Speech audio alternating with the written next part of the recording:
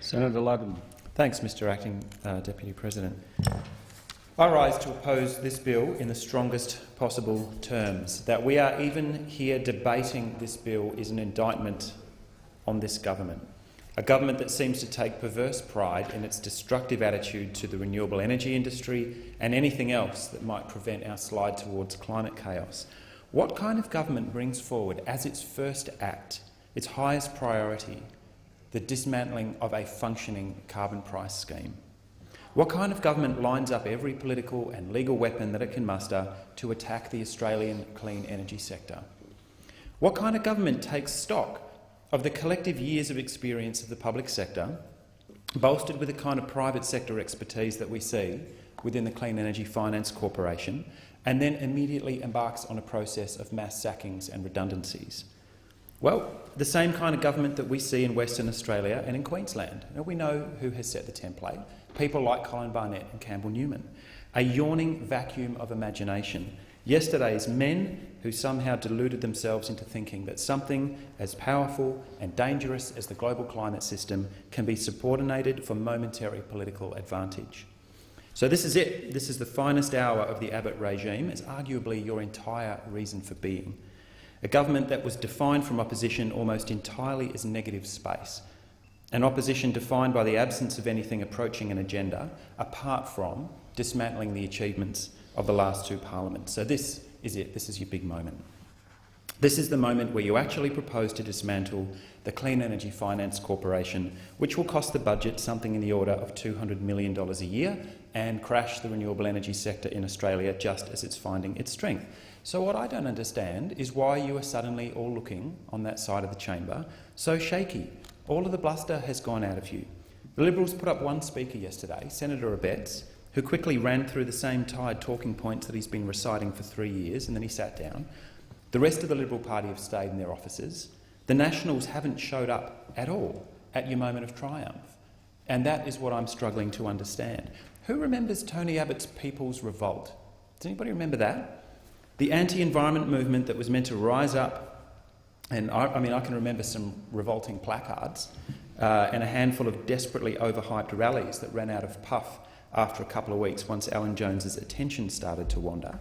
But that was it, the People's Revolt, the people rising up against the socialist renewable energy industry and the carbon price actually never happened. In 1 year, the Clean Energy Finance Corporation has already achieved nearly 4 million tonnes of carbon emissions abatement, more than half of our annual target. And for all of the strange financial illiteracy on display on the other side, people calling it a hedge fund or Bob Brown's bank, this is not a grants organisation. This is not writing out cheques that the Commonwealth doesn't get back. It is making money for the taxpayer of approximately $2.40 for every tonne of carbon abated. So who knew that you could actually make a financial return to the taxpayer at the same time as eliminating greenhouse gas emissions while creating jobs in the sunrise industries of the 21st century?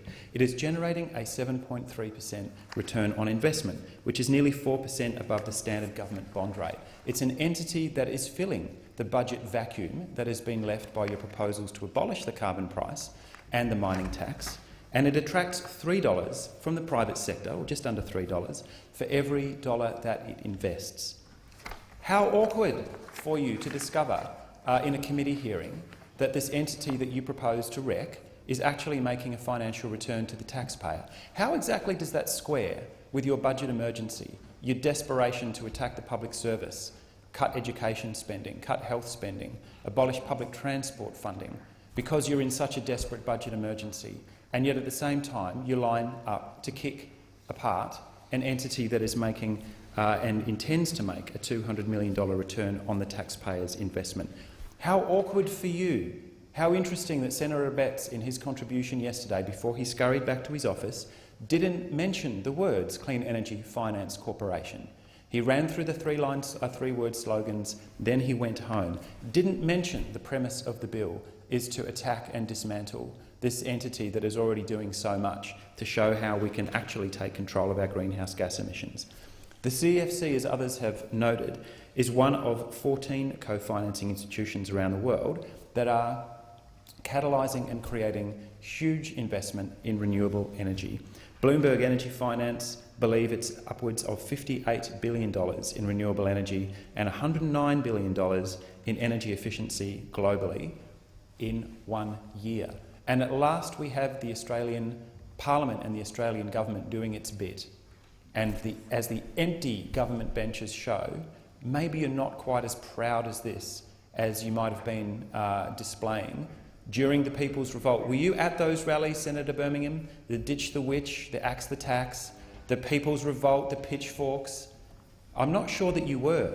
Senator Birmingham, you are one of the people who I hold in quite high regard on that side of the chamber, because I know that you get climate change and that you get renewable energy, and I have no idea how you can show your face in here as we contemplate the dismantling of an entity that makes money for the taxpayer while reducing carbon emissions and creating jobs. How on earth do you people sleep at night? As I said, we know the mentality. What kind of government would do this? Well, a government like that of Premier Barnett in Western Australia. This is a government that is spending upwards of $330 million to resurrect an obsolete and defunct coal-fired power station down in Collie, the Muja coal-fired power station. What could you do with $330 million? Why not pump it into a coal-fired power station that our energy grid doesn't even need? Unsuccessfully tried to kill off a feed-in tariff into solar voltaics and had to suffer a humiliating backdown when the huge number of people in Western Australia who have installed home PV marched on Parliament and demanded that the government uphold its obligations and its contracts. This is a Premier who presides over Synergy, the energy retailer that passed on the carbon tax to customers in full, people like myself, who avail ourselves of the 100% renewable energy product, got ourselves a polite letter from Synergy saying, we will be passing on the carbon tax in full, there's nothing you can do about it, you might like to consider withdrawing from the 100% clean energy contract that you have. That's the solution that they proposed. From Western Power, all 100 staff in the Smart Grid division have been cut, all sustainability staff, the science educators, the outreach staff are being pulled out. There are only 2 people left in the state bureaucracy with expertise over matters of climate change. They say it's a federal issue at the same time as opposing any federal action. That is the template. My colleague from Queensland, Senator Waters, no doubt has similar experiences inside the Queensland bureaucracy as anybody with the word climate or energy on their business card is washed out the door after the election.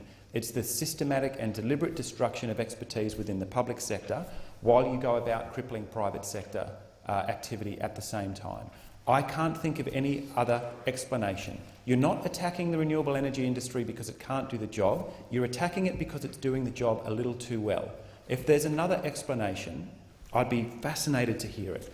Just at the point that we're seeing in global energy markets, the overtaking of investment in fossil, long-dead investment in nuclear power by renewable energy, along you come to kick the hell out of an entity that's getting the job done here in Australia.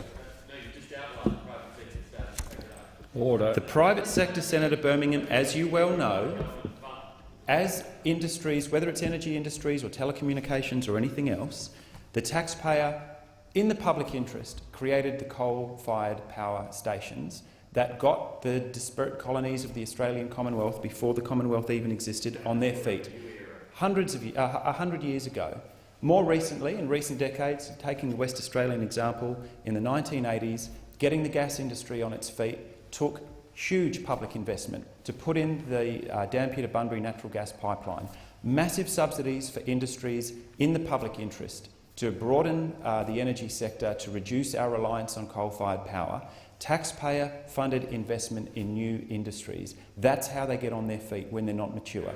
That's why you have a feed-in tariff, to take industries that are expensive, like solar PV, you prop them up, and as they become commercial, you withdraw the subsidies. That is how the German government, through the German Greens in the German Parliament, got the German PV industry on its feet, and now it employs hundreds of thousands of people. Then it took the Chinese government, also using strategic public funding, to get the economies of scale, and now we see solar PV at grid parity, even in countries like Australia. Under this government, Australia is not open for business. How you create and set up new industries such as baseload renewable energy industries, the next generation of technologies coming down the line, how you do that is with public support and public assistance. What better way to do it than with a clean energy investment arm? People who understand the particularities of the technology, understand risk, people with substantial private sector experience, taking advantage of the low borrowing cost of the Commonwealth and leveraging $3 for every one that they spend and returning a small return to the taxpayer. And that, I should say, is what then tops up the ARENA grants funding for the research and development. You actually have people who need the assistance, the startups, the innovators, the people taking risks, need that assistance to get on their feet. That's what ARENA does. If you knock over the CEFC, you knock over the mechanism that helps finance ARENA and get things on their feet. If, as you say, you support the industry, and we should also acknowledge that Tony Abbott doesn't go around talking about climate change as though it's crap anymore, does he? His minders have got to him and they've said you can't actually call climate change crap. You have to pretend to care. You have to pretend to have a policy, just to sideline it, just to get it out of the way, to get it off the front page. And so, therefore, neutralise it, exactly, Senator Collins.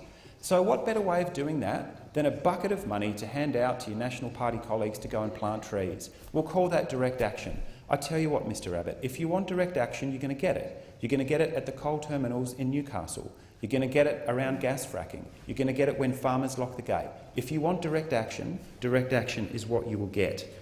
Coming out then and saying that this government is open for business on matters of technology and energy investment, while doing everything you can to wreck progress in that sector, belies, I think, the fact that this is a government that is setting out to systematically undermine renewable energy technology because it threatens the vested interests of the coal and gas industries who donate so generously to the Liberal and National parties every year.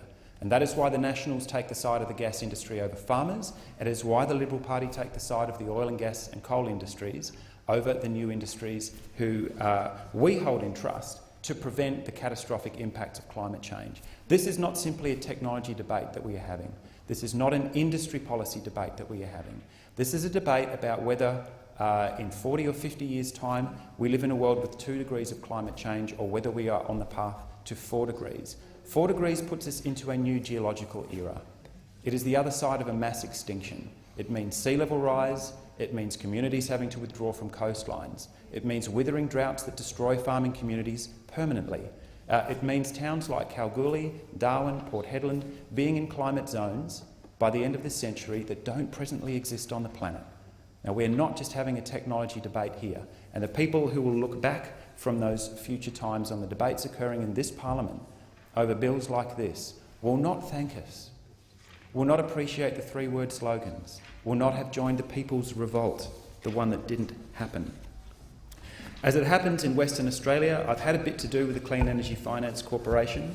They briefed a meeting, ironically enough, of your stakeholders, of the mining industry in Kalgoorlie earlier this year to explain how the mechanism would work. They said, we are not a grants organisation. We're not here to write out cheques that we won't see again. We're here to get the industry on its feet. And the first people at the front of the queue will be the gold producers, the nickel producers in the goldfields who are looking for some kind of hedge against skyrocketing gas and diesel prices. They are the ones who will build the first iteration of this technology in Western Australia, not because they're driven by the climate imperative, they're driven by commercial imperatives, and they're looking to get technology into the ground that can protect them from rising energy costs. And I say to those interests, those mining companies who will be the first ones to build the next generation of this technology, go for it. You've got our backing, you've got our blessings. If there is anything that we can do inside or outside of this parliament to make sure that those investments are made and that those projects are built, then in the Greens we will do it. We wrote a policy because the state government failed to do so. Having sacked and washed out the entire bureaucracy and the people with expertise on these matters, there was nobody left in the state government to write a renewable energy strategy for WA, so we did, with the help of some consultants, some engineers and some people with experience in the West Australian energy market, and we developed a proposal called Energy 2029 that put the question, could we go 100% renewable on the southwest energy grid of WA? Keep the refineries, keep the chemical industries in Kwinana, keep the lights on, keep the air conditioners running. Could we go 100% renewable by the year 2029? That'll be the 200th anniversary of the establishment of the Swan River Colony and the occupation of the southwest of WA. Let's give ourselves something to celebrate in the year 2029 with a 100% renewable energy industry. But before we put that on the bumper sticker, we ask the engineers, can it be done? And at what cost? What technology mixes? Where would you build the kit? What would it look like? And what would the jobs implications be? Before we put it on the bumper sticker, let's find out if it's possible.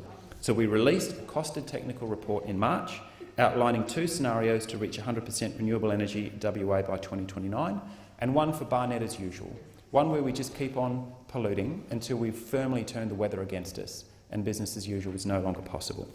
We show that we can get there for the same cost as business as usual, because by the year 2029 you've eliminated your fuel costs. That's the key thing that I don't think the Coalition get about renewable energy.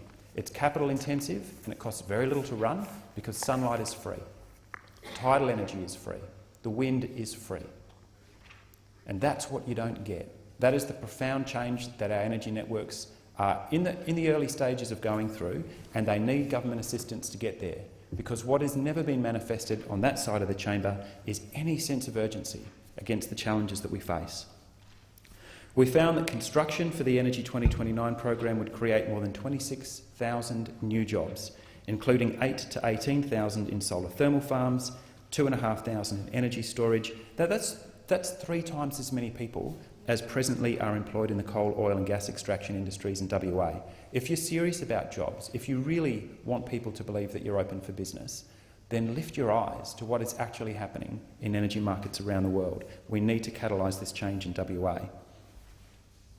Renewable energy can be used as another crop in rotation, providing a new and reliable source of income for our farmers. Senator Lyons touched on some of these issues before, that there are huge potentials in the wheat belt for farmers who are really struggling with changing climate patterns and with volatile world markets for their commodities to introduce an energy crop into the rotation, speaking particularly in the instance of the WA wheat belt on oil mallee cropping. For the goldfields, as I said, the CEFC briefed Goldfields mining interests, the council, the Development Commission, on the possibilities for large-scale solar thermal. This is the really interesting technology where we can dispose of the notion that when the sun goes down, the lights go off.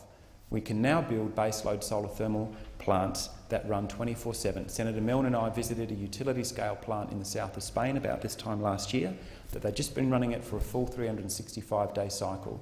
It's like a magnifying glass a mile across that cooks a molten salt solution up to 600 degrees. You bank that for use after dark and you can run steam turbines 24/7 as a baseload plant. A company called Solar Reserve setting up a plant which they're commissioning this month in the high country of Nevada that is 6 times the size of that plant in Spain, and they are scouting Australia to open an office here. I've been putting the proposition that they open it in Western Australia because I seriously believe that the goldfields in central Pilbara are the first places in Australia where these stations should be built. My colleague Senator Hanson-Young from South Australia might disagree. I'm happy to get into a race with Port Augusta for the first one built. I don't actually mind. We just need to get on the go. So these are the new technologies that actually do need the kind of support that's being provided by ARENA and the CEFC. The last thing these industries can put up with is the idea that you would pull it apart around them. Now, we hear a lot in this place and from this government about red tape, green tape, and on a bad day, if you've got Aboriginal interests that you're trying to sideline over land rights, you'll tell us about black tape. But this package of bills represents a massive brown tape, a cynical and systematic attempt to hobble the clean energy technologies that are poised to outcompete 20th century coal and gas interests. Brown tape is what is keeping the Australian economy in the fossil age, even as the world moves with determination towards the clean energy age. What kind of government wants to be the first in the world to dismantle a functioning carbon price system?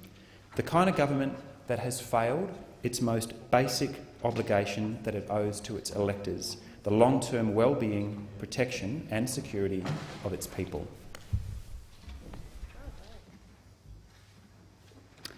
Senator Billick. Thank you, Mr Acting Deputy